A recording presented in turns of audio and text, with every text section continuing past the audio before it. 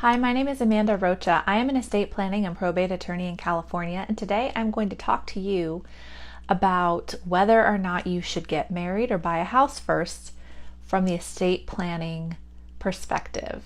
Before I get into that, I want to give you my contact information.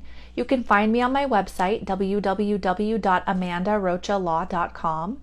You can comment down below if this platform allows you to do that, or you can find me on social media at Amanda Rocha Law.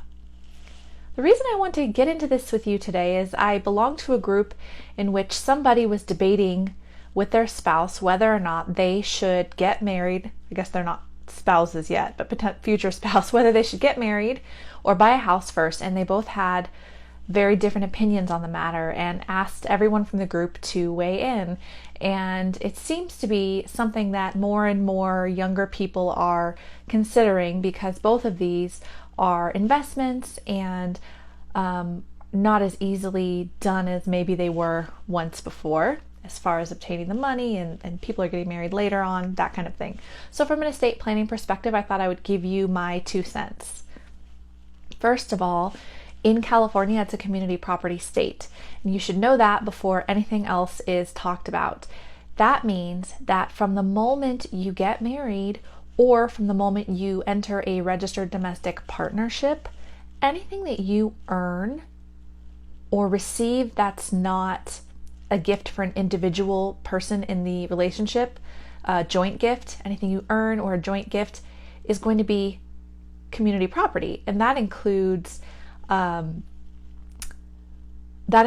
retirement income and all sorts of other things. It's not just money. So that's 50% one partner's, 50% the other partner's. That is a major thing to consider when you are determining whether you want to buy a home.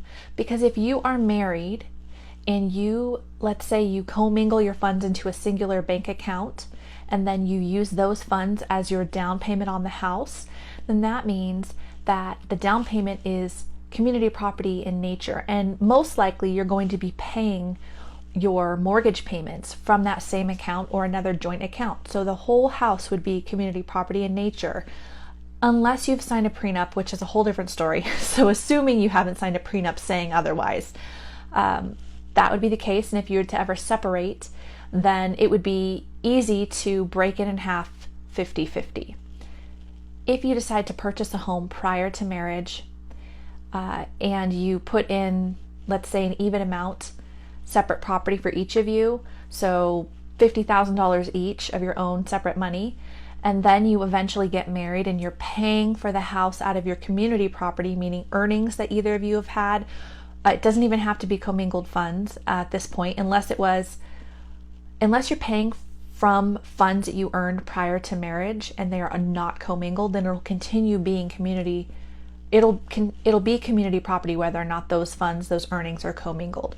So the house's nature now has 2 different persons' separate property and then a community property.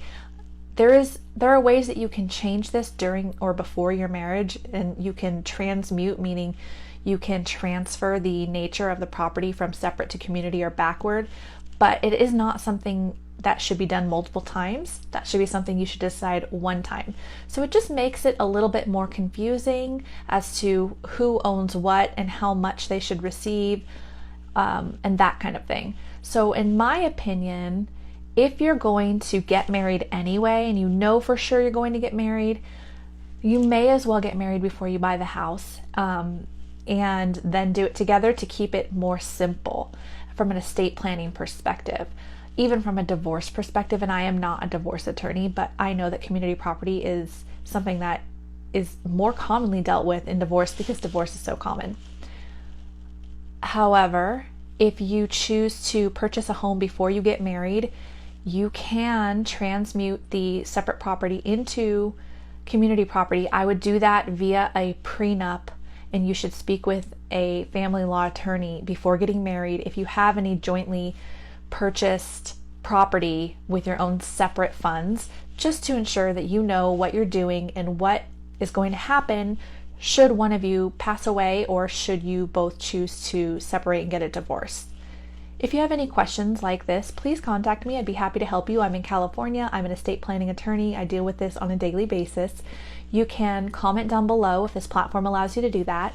You can find me on my website, www.amandarocalaw.com, or you can find me on social media at Amanda Rocha Law.